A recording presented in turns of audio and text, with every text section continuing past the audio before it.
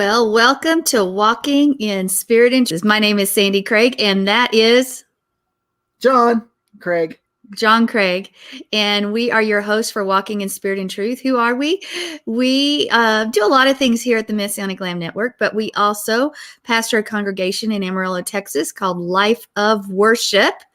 And we're going to be talking to you guys a little bit about that tonight, but we want to jump right into Psalm 91. And I want us to read verses 1 through 3. And if you can, get out your word even as we speak and get ready to continue to mark it up and as we learn and grow together. So would you go ahead and read the first 3 verses for us, Mr. Craig? Yeah. Oh, by the way, I was going to say this in case you're listening, catching this on the archive. Not only can you catch it here on the Messianic Lamb Network, you can catch it on our own YouTube channel at Life of Worship Amarillo, as well as our Facebook page with Messianic Lamb Radio and over at Life of Worship Amarillo. So we'd like for you to join us there. Check us out. It is Psalm 91, beginning with verse 1. He who dwells in the shelter of the Most High will abide in the shadow of the Almighty. I will say to Yahweh, my refuge and my fortress, my God, in whom I trust. For it is he who delivers you from the snare of the trapper and from the deadly pestilence. I'll get it out. And from the deadly pestilence. All right. So I want us to, we're going to go on. I know, lo and behold, we're going to go on to verse 2. But isn't it amazing just in verse 1 how much Yahweh's reminded us how he wants to protect us in the midst of whatever's going on. That's what's so amazing. And this whole psalm is rich and full of that. But I want us to look, we're going to be looking at refuge and fortress this evening. And makase, which is refuge, is Strong's number H4268. And so write that down if you're taking notes. I will say of Yehovah, he is my refuge and my fortress, my Yah, in whom I will trust. Now, just briefly, when you think about this, before we get into more of the Hebrew, what we say, when speaking, think about the power of your words. I will say, did it say I will think? I will think of the Lord. He's my refuge and my fortress. It does not say that at all. It says, I will say. I will say. That means that spoken word which has power. Remember, life and death are in the power of the tongue. And unfortunately, we as people have lived far too long making our tongues the tools of death instead of life. How do we make them tools of life? We speak his word.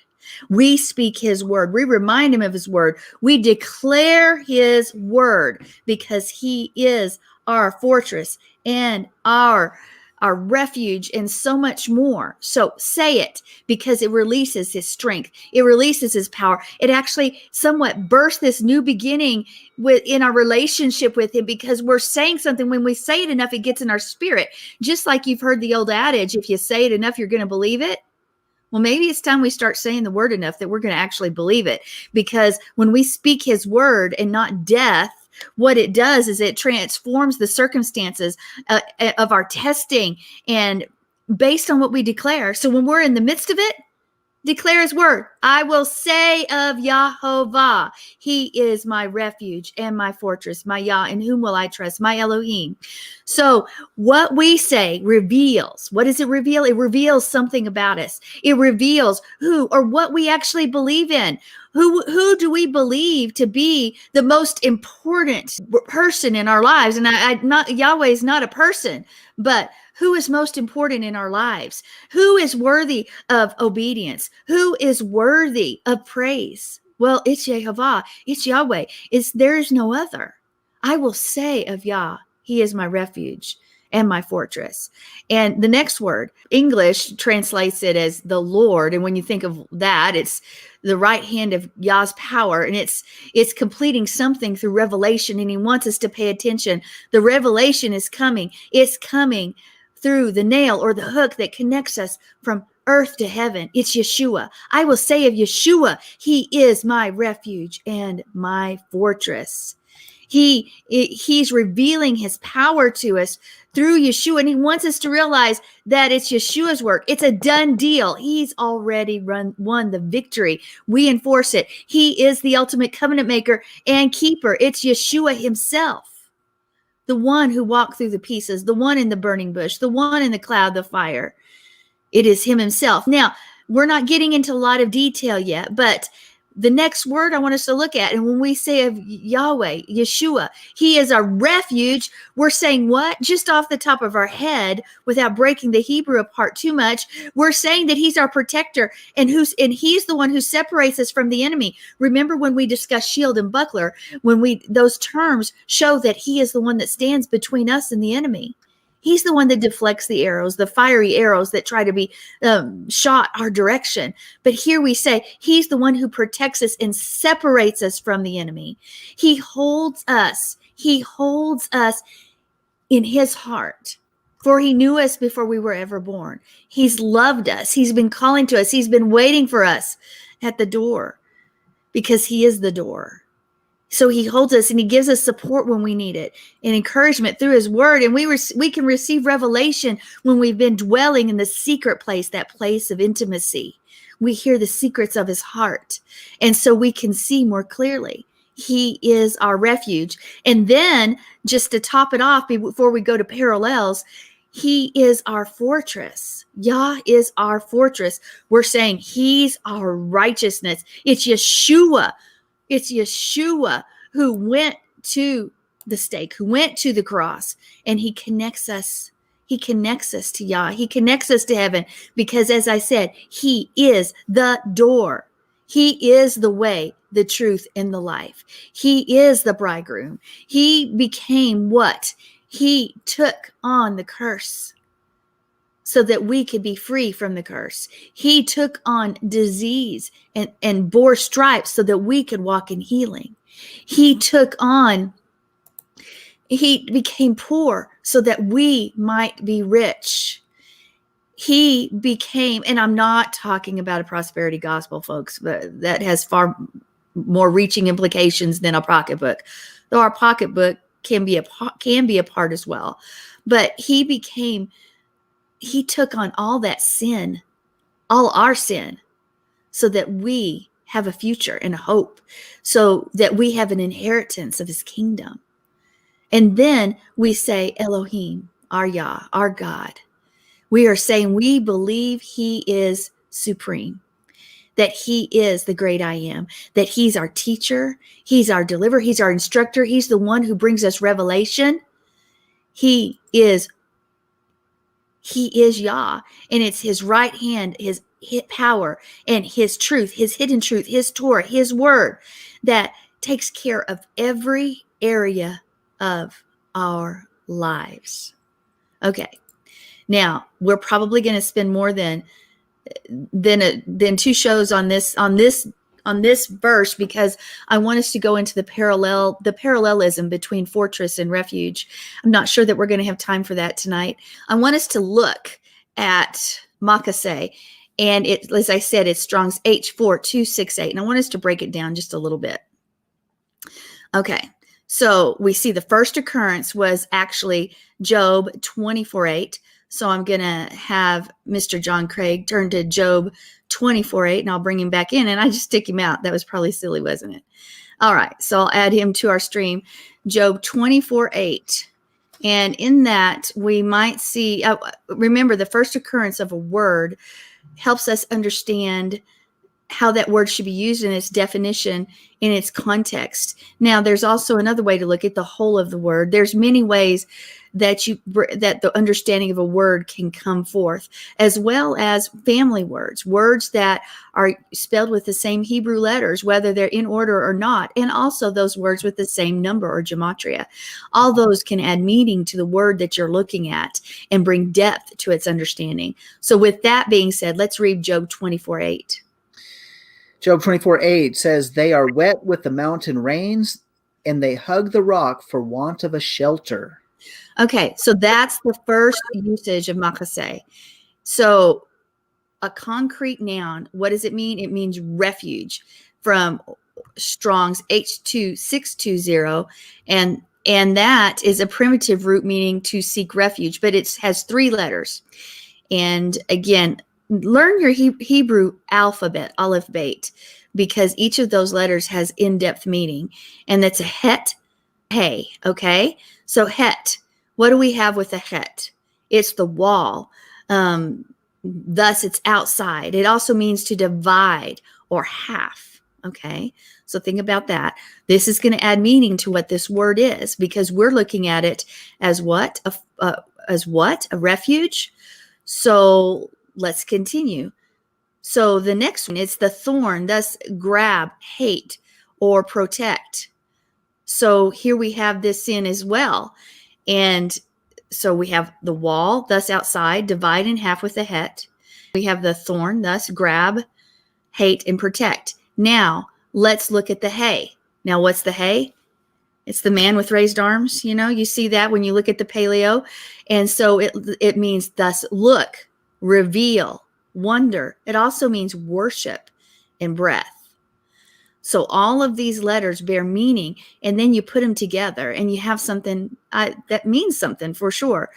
The story, then the wall, which is the het, which protects, is found, hey, in the sense of pointing out and discovery. So the wall which protects is found. The wall which protects is found. So think about that for a minute. In English, our word house comes from this root. Isn't that interesting that the word house comes from its root? So think about a wall which protects and is found. That's a refuge, guys. A refuge, a wall that protects and is found. Even in the very letters, it tells us what we're looking at. And Camille says it's the psalm. It's so important that we understand this refuge. It is so important that we understand all the words that we've been seeing in Psalm 91 thus far has been telling us over and over that he is there surrounding us and protecting us. If we will walk and choose to stay in his shadow. Remember, we talked about that last week, which is so much more than just this fleeting thing that we look at when we look at our own shadow. Okay, so we are going to delve more into that as I said, when we look at the parallelism, but I want us to look at fortress for a moment before we go forward. I was going to say something about that refuge. It gives a sense that wall of protection that's found is something that cannot be found in the natural. So in the sense that, yes, Yahweh's our refuge, but it's a sense that if we're spiritually blind, we won't find it. If our walk is with Yehovah is blinded, so to speak, because we've got junk in our lives, we've got stuff in the way, and when we're looking for refuge, we won't see it because it requires a revelation of the place to go to. It requires a revelation. And I think a lot of times when we're going through something hard, we're having some hardships, that sometimes we don't feel like we're in the refuge. And maybe it's because we're blinded. We don't have revelation yet as where to find that. And so our heart's not still. It's not in shalom. It's not in peace. And so we've got to stop and shake everything off and say, wait a minute, Father, I need to refocus because I'm not in your shelter. Things are happening that I don't like, and I need your protection, and I need to find it. And I need to get right so I can find that secret place. I agree. And that's really, really good. And all I can say is the more you study out this in depth, the more that I can say it's so revelational of Yah's character and who he is and who he wants to be for us, if we will allow it. And that's really what it boils down to. Will we allow it? Because so often we still try to do things our own way, find our own protection, separate ourselves from the truth in ways, and rely on our own thoughts in ways, and instead of running to him. We had a gentleman in our congregation that he's a teacher in our congregation, and his daughter happened to not be feeling perfectly the other night. And I said something, did you get the oil of oregano? And he said, well, we have that, but first we pray. And of course I know that. And I agree. First you pray. But sometimes even believers need to be reminded, people of faith need to be reminded of what they do first. Not that I have forgotten that, but my conversation, I should have maybe expressed that first, even though I wasn't saying that I didn't, but it was true. Yahweh is the answer, period. But what goes first is always that prayer. I just, it's very important, extremely important to keep those priorities straight.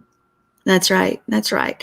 Now, as we go and look at fortress, I want you to understand that in the Psalm 91 itself, we see a lot of parallels. We see two words that are together in phrasings, and that's parallelism. Okay. And there's a number of metaphors that actually refer to Yahweh's protection of his people. He's our shield. He's our fortress. He's our hiding place. He's our keeper. He's our refuge. He's our shelter. He's our shade. He's our stronghold. He is. And in many of the passages that use the metaphors of Yah as our protector, we see those titles or those words used, as I said, right beside each other. So we are going to look at them a little bit, at least in part right now, together.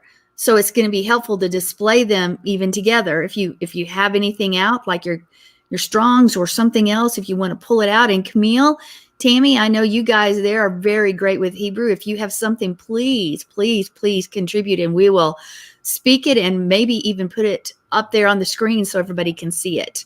So unlike Europe and unlike Asia and unlike America has very little understanding of refuges and fortresses. Yes, we do have a little bit of history of that. But when you look at other nations around the world who are much older, they have those fortresses of old, those strongholds of the past.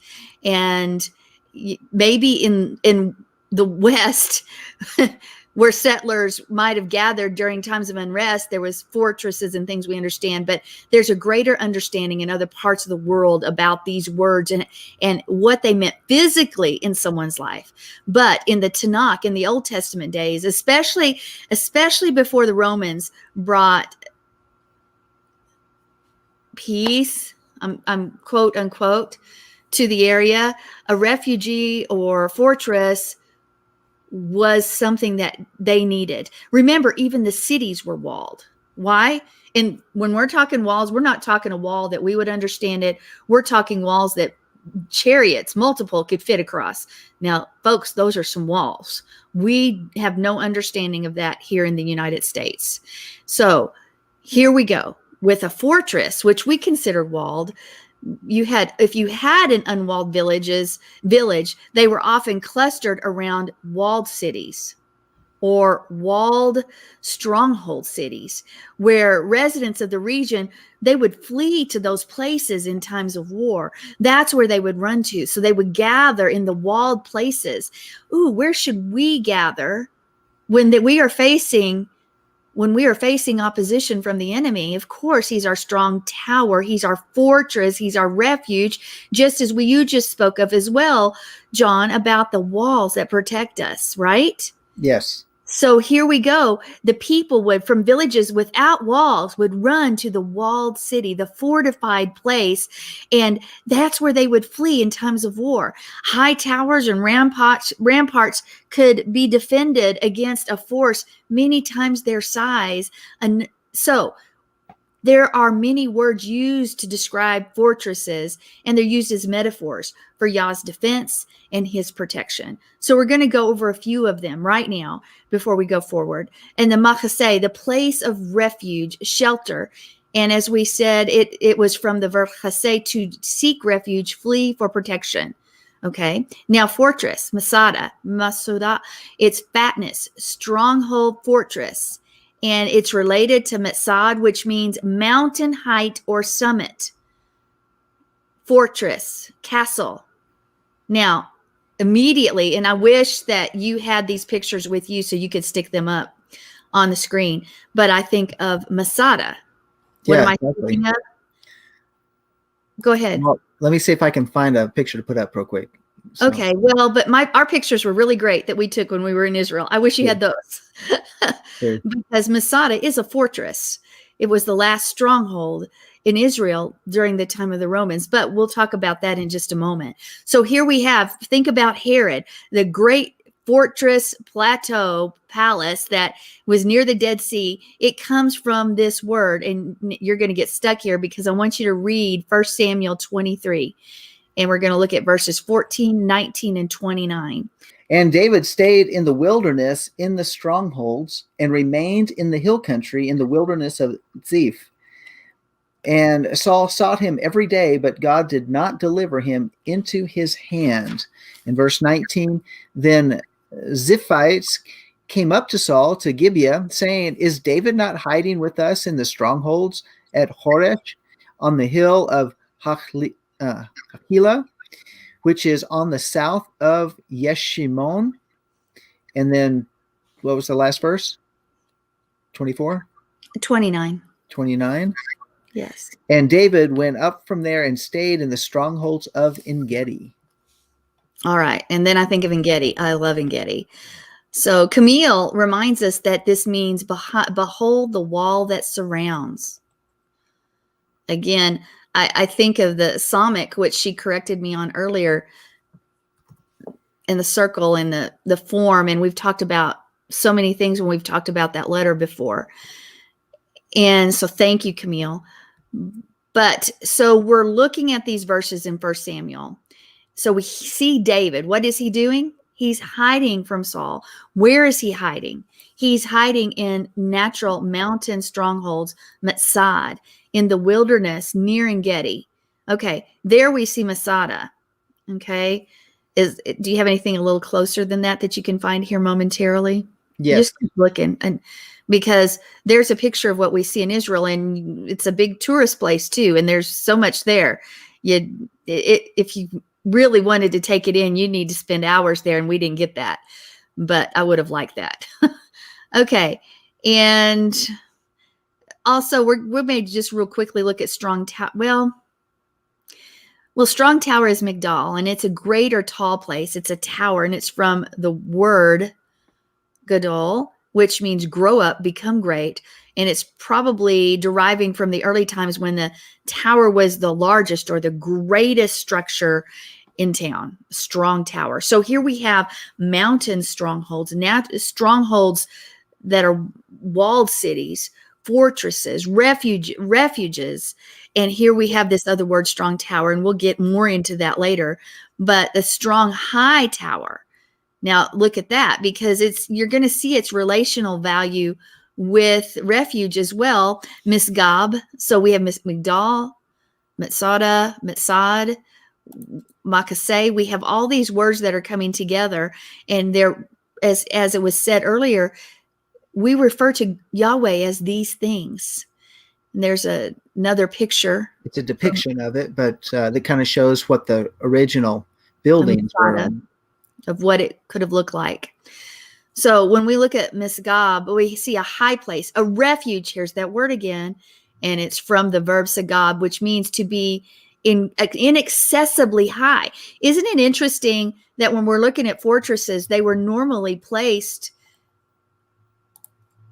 in places where the view would be easy. It would be easy to see an enemy approaching, I would say, because we keep referring to high towers, strong towers, and heights was what I'm trying to say, mountains or plateaus. So all these words keep coming up, and they have something in common, and there's a height to them. And so I want you to think about that for a moment. So when we look at the high place or refuge from Sagab, inaccessibly high, it is used in Psalm 91:14 with a connotation to set on high and to defend and to protect. So we'll look at that more later. And anyway, with that being said, just a little bit of background before we continue breaking the words down. I want us to talk a little bit about Masada and about these words and this place that we're speaking of. Maybe you guys, not everybody knows everything. Not everybody has been to Israel. Not everybody's had the privilege of going to Israel. But so let's talk about this for a minute, because it was a stronghold, and it was a refuge. And it played in a very, very important part in the history, the more recent history, when you look at the history and all. But Masada is actually, it's an ancient stone fortress in Israel, and it's located high above the Dead Sea on a tall rocky mesa or plateau, is what I probably would call it more like here. And it's actually a park now. People, as we said, people go up and they look at it and they get to go into some of the old buildings. And it's actually about 840-acre complex. And there you see the journey up the stairs. Was Masada where we rode the Yes. Yes, we rode the called? gondola up. Yes. Okay. So all those people are walking, and that's quite a journey, I guess. But we did not do that, right? Yeah, we actually, this is right at where you come up and get off the gondola, and they made this platform to walk over to the entrance. So, but otherwise, those staircases there on the side, it's actually been built up for people to go visit, but it's kind of the path. If you're going to walk it, that's how you'd walk down or walk up through that direction. Right. But this is a little bit closer. All right. So when we look at this fortress of Masada that we call Masada, isn't it interesting that the very word itself is fortress? You know, that's a fortress. It's fortress. If you don't know Hebrew, you would think, well, that fortress is Masada, but yet it's fortress in itself. But it would have had a very strategic position because actually it would have been superior to most, as I said earlier, because you could see all around what was coming at you. And this word also has the meaning, when you look at Masada, it also has the meaning of a net or hunt, because when an enemy enters into an attack range, it's because you have the fortress. It's almost as if the enemy is entering into a snare or a net or a trap that you've laid before him, because you are in the strong tower, you are in the refuge, you are in the fortress. Now, I want you to understand that being in Yehovah allows us the advantage, because he is the one that fights for us. When we are in covenant with him, that means his enemies are our enemies, but it also means that our enemies are his, and he fights for us. So isn't that an amazing thing, that when we rest in him, the enemy can't win? Now, he may try to position himself and cause us to see things so close to us that we don't see the bigger picture, so that we think that we're losing battles. But that's not really the case, because as we're resting in him and we're relying on him and we're walking under the shadow of his wings, we are following in his perfect will, and we're not going to be, we trust in our King, and we're not going to be disappointed. So think about the word having that meaning of net or hunt as well. So after, I want you to think of the revolt that happened in 66 AD, okay? Because we also understand that this word means strong foundation and support in Hebrew. So here we have Herod the Great, king of Judea, who ruled from 37 to 4 BC. He's the one who built this place. He built it like a castle, a complex. And it had, you would think there was no water, which, I mean, water didn't just get up there naturally, by the way. That didn't happen, but it was built so it did have a big supply. And thus, it did become a stronghold for the people. Josephus Flavius, the commander of the Galilee during the Great Revolt of the 1st century AD, chronicled the known history of Masada. And he said that this fort was built by Jonathan the high priest, who was thought to be a Hasmonean king Alexander Janus, who ruled 103 to 76. Okay, that's a whole bunch of facts that if you're a trivia person, or if you just want to know your history, there you go. But there were no definitive ruins have been discovered from that actual time. That's just recorded in other books of history. So we need to always understand the advantages of this picture of a fortress for us that stands today in Israel, because it was also an escape place for Herod, a winter escape, actually. And it was a haven for him, and it had storerooms, and it had cisterns, and it even had a big well. And after Herod's death, the annexation of Judea, and the Romans, they built a garrison. So here we go. In that revolt that happened, many of the Jewish warriors stayed behind in Masada. They faced the attacks by 8 battalions that were coming against them. And over again, they really defeated them and how? They used stones, they used bows, they used arrows, and they were under siege, but they even they would hang their clothes out as they washed them, because when you're under siege, the whole point is that you lock a walled city in so that there's no escape. And so people might starve or thirst or die of thirst or things like that. But the supplies were so abundant that there were at least 4 years of supplies. And the water was still so abundant for them, even though that was being laid siege to, that they could wash their clothes. Now, we all know when we're running short of water, probably that's one of the activities we probably wouldn't do. But they would hang them out there so that the Romans could see, hey, you don't have us. You don't have us, because we're in the fortress. We're in the stronghold. And it's recorded that the Romans saw that, and they probably were incensed somewhat. But who would have thought that at some point after that, they built a ramp that could directly break the gate of Masada? And I picture different things that you may have seen in movies or things like that, where you see these ramps or these battalion where they break the doors, they break the gates. And remember, gates in a city, gates in a place represented where most of the activity was done. Now here at the fort, that gate was the entrance, right? All right. So let's look at Psalm 31, 1 through 3. Psalm 31, 1 through 3. Everybody, I always say I wish we had audio with everybody that was with us, because I'd love to hear the pages turning. I like that. Psalm 31, 1 through 3.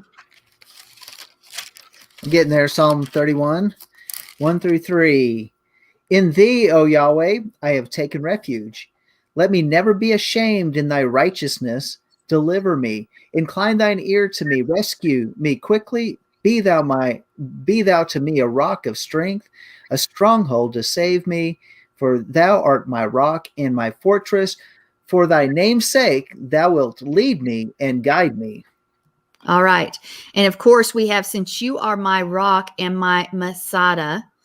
So there's that word one more time. And on the eve of Pesach, on the eve of Passover, the wall of Masada stronghold, when did it happen? That's the time it was smashed, and the Roman army barged in. And what did they find? They found empty vessels. They found corpses. That's all they found, except for, I believe there was, 1 or 2 women and a couple children, or just 1 woman and some children. I'm not sure the exact on that, but there were a few people that lived to tell the story, because what had happened, rather than being captured, rather than choose to end their lives as slaves to the Roman Empire, they did a last stand in the fortress. And the second temple had already been destroyed. Masada was it was the last standing place for the Jews. And it seemed that this people who made a covenant with God, they were like, I'm not going to go into enslavement again. And so they took their own lives. And that's a sad note to it. But although Masada fell, the real fortress itself was never shaken. The fortress in itself, that's why we have something to look at. So it was discovered about 1955, but it stands as a reminder of what a fortress looks like and represents. Now, according to Josephus's account in the War of the Jews, he said they had died in the belief that they left not a soul of them alive to fall into the Roman hands. The Romans advanced to the assault, seeing none of the enemy, but on all sides the awful solitude and flames within the silence. They were all at a loss to conjecture what had happened here, encountering the mass of slain, instead of exulting as over enemies. They admired the nobility of their resolve. Those are pretty poetic words, actually, when you think about them as describing what actually happened there at Masada. But I'm not saying that as an example of how we live, because it's not. We have Yeshua, and he is our strong fortress and tower, right? Yeah, He is the one. Go ahead. I was just going to say, I would have to say that it would be very sobering. When you look at this siege ramp right here, I mean, they had to build it from the base all the way up, and this is after, 2,000 years of erosion, but they would have had to build this huge amounts of tons and tons of dirt and rocks to be able to get up there to the edge of this plateau, or this mesa is really what it is. And to get up there after all that work to find that these people who had held out for so long were no longer a threat because they had taken their lives. The very fact that they had to spend, probably in our terms, millions and millions of dollars in manpower and materials, and I mean the materials all around for the dirt, but the manpower itself, the sheer, without modern equipment to build up this would have taken years. I don't know how long, but it would have taken a tremendous amount of time to build that siege ramp. So yeah, you can see what an amazing holdout this was, and how determined the Romans were to go after it as well. But since we're looking at this, applying it to our lives today, we know the enemy's determined to take care of his mission within each of us. And what is that mission? To steal, to kill, and destroy. And he may try to lay siege ramps and things that would destroy us. But here's the thing. Our fortress, Yahovah himself, is impenetrable. It's only when we allow sin and other things to open doors in our life that we allow the enemy to come in through some sort of chink that we've created. It makes me think of like prisoners using the spoons that you see in jokes of old. They use the spoons to dig in under a wall or something like that. It's when we do that the enemy gets to come in. But if we remain close and we're quick to ask forgiveness and close those doors, our stronghold's impenetrable. And we can trust in him and rely on him. In Psalm 91, every verse is like that. He's reminding us in this day and this hour when everything seems to be going wrong around us, it doesn't matter. We are secure. We are secure because we are in him. I hope you're in him. If you are not in Yeshua, if you don't know him, if you have not surrendered and said, I want to be your servant, your bondservant, of the child of the Most High, then it's time, because you're not going to survive the days ahead without him. I can tell you that right now. You will not. We have to have Yeshua. We have to follow his word, his Torah. We have to be full of the Spirit and walk in discernment, walk in the fruit, walk in the gifts of the Spirit. We have to be light in the midst of darkness. We have to do these things because the days are dark, but his glory is much greater than any of the darkness we could behold.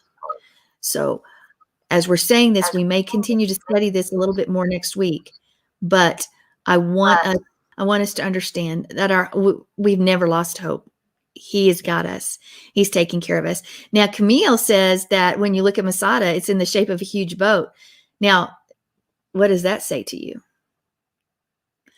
I think it's very interesting because when I think of a huge boat, I think of the ark. And what happens in the ark? He takes his bride.